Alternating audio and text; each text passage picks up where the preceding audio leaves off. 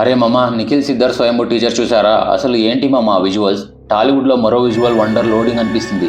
ఈ టీజర్ వెనుక కొన్ని క్రేజీ అండ్ ఇంట్రెస్టింగ్ విషయాలు ఇప్పుడు మాట్లాడుకుందాం. ముందుగా సినిమా స్టోరీ 1985 ఏడీ నాటి చారిత్రక కాలంలో జరుగుతుంది. టీజర్లో మనం చూసిన ఆ సెంగోల్ లేదా డివైన్ సెప్టర్ చుట్టూనే కథ మొత్తం తిరుగుతుంది. ఈ సెంగోల్ అనేది రైటియస్ గవర్నెన్స్కి మరియు జస్టిస్కి సింబల్. ఇది సాక్షాత్తు పరమశివుడు శ్రీరాముడికి బహుకరించాడని, అది సూర్యవంశం ద్వారా తరతరాలుగా వస్తుందని టీజర్లో హింట్ ఇచ్చారు.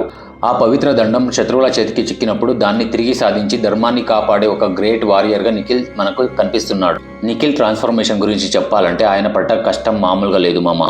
ఈ రోల్ కోసం నిఖిల్ వియత్నాం మరియు హైదరాబాద్లలో దాదాపు 45 రోజుల పాటు హార్స్ రైడింగ్, ఆర్చరీ మరియు వెపన్ ఫైటింగ్లో చాలా కఠినమైన శిక్షణ తీసుకున్నారు.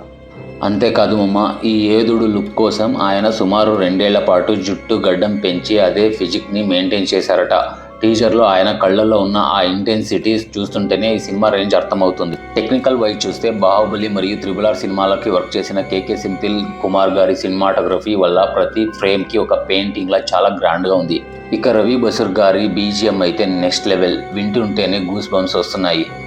ఫిమేల్ లీడ్స్ విషయానికి వస్తే సంయుక్త మీనన్ ఒక వారియర్ పాత్రలో చాలా ఫిరోషియస్గా కనిపిస్తోంది. ఆమె కూడా ఈ పాత్ర కోసం ఆర్చరీలో స్పెషల్ ట్రైనింగ్ తీసుకుందట.